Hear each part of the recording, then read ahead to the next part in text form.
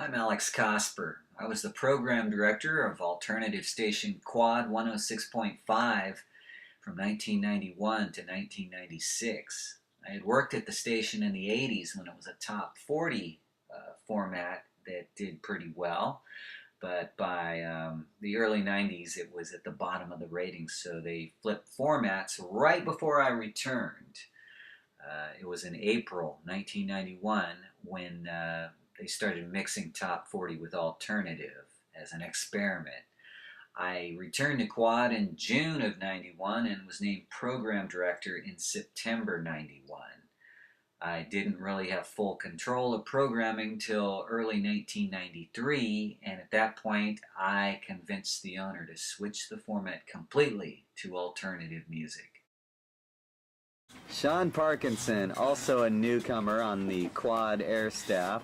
Shawn, tell us about your experience on the air. Okay, I run the boards Friday night. Which used to be my job. Okay. It used to be Tom's job. So you babysit the radio station. I make sure the building does not burn down. Okay. That is correct. Tom, would you get that, please? I will, absolutely. Alex And like Cosper's Tom, office. I also spin music. What's up? Stubby's on line one.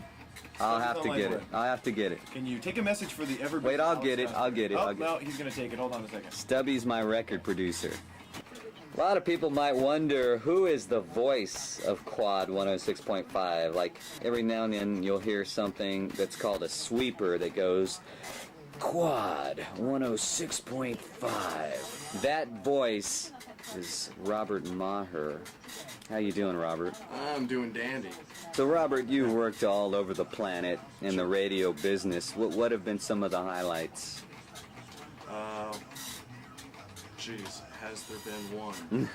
I would have to say, working with my good friend Jared Cagle, Quad 106. Back in the early 90s. So you were actually the guy, a lot of people don't know this, but you were the guy who was working 6 to 10 at night on the air on KWOD back in 91. Right. I believe it was springtime. Yeah. And Cagle, I think, went on a vacation, and while he was gone, you started playing all this alternative music? Yep, flipped the format. He was in Orlando, and Jerry would have a tendency to take these long vacations without anybody in the station knowing, so nobody would mess up. Well, of course, I was privy to this information, so I did the little song and dance shell game of flipping the format, just because I was tired of being in two shares, and I knew Jerry didn't much care. He was going to get his paycheck no matter what. Big fat paycheck. Damn it, bud. You better believe it, and I skim off the top. So what made you decide that that would be the direction to go? Well, FM 102 had cornered the top 40 market, and nobody was playing this music that they called alternative or new rock, whatever. Hey, basically that's where the industry was going. Yeah, but aren't you going? Yeah, but I just got him, so I didn't have anybody to go with. Oh, so you're Brad Adams, Yeah. who's gone out with strippers, does not have a date for Tori Can Amos. you believe? I'm just gonna go phone somebody up if you want to go for it. go. Stripper. Hey, Brad, before you take off, could you tell us a little bit about Counterfeit? All I've heard about them is don't go see them. They suck. They try to do these songs by all these hip bands. Avoid them like the plague. That's our new I'm name. outta here. That's our new name. Avoid the plague. Cool. See you, Brad.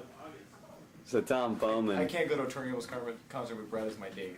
But did you get to meet Tori Amos while she was here? I got to hug Tori Amos. She actually hugged me. I would say 70% of the music I play comes out of my own personal collection, which comes from here, obviously, which is nice. I have girls that actually dance to the Deftones, Green Day, a lot of Collective Soul. They love Jewel. So it's an interesting experience. It allows me to be a semi-program director, being that I have to understand what 100 different women like and what their music is and whose music I can't play for somebody else and who I can't have follow each other. Do you feel you have to understand a woman from a woman's point of view or just the male You have point to of view? understand a stripper from a stripper's point of view. KWOD had a fun, independent spirit like no other station in town. We tried all kinds of creative things and always got the community involved. It's a station I'll never forget as long as I live.